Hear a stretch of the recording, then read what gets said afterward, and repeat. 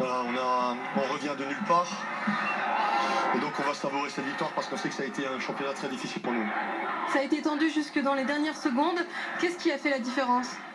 Un brin de réussite et je sais pas, voilà, ça fait quelques années que les dieux du football étaient contre nous et ça fait 2 ans de suite qu'ils sont de nouveau avec nous. Alors ça ne nous fait pas rattraper tout le retard qu'on a pris depuis quelques temps, mais ça récompense les joueurs qui ont pris beaucoup de risques en revenant à ce niveau-là.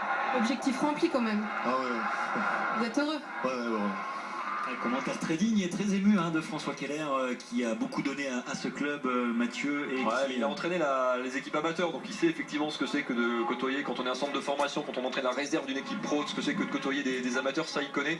Et c'est surtout un garçon qui s'est retrouvé propulsé à la tête du club, enfin de l'effectif, il y a, comme dit, pas tout à fait 2 ans, quand en quelques jours, en quelques semaines à peine, il a fallu bâtir une équipe, partir de rien, parce qu'il n'y avait plus rien dans ce club. Quand le Racing a déposé le bilan, a été mis en liquidation judiciaire, que les salariés ont été mis à la rue, au chômage.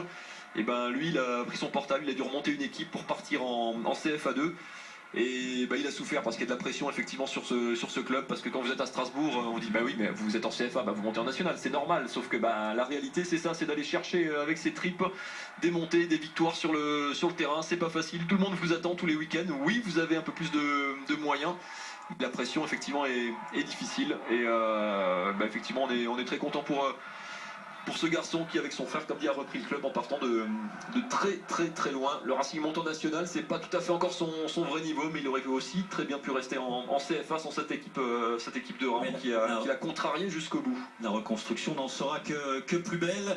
C'est vrai que on va profiter quand même de ces images de joueurs. On va écouter peut-être Jean-Philippe Séché, je sais pas s'il est dans le coin, et puis un joueur strasbourgeois.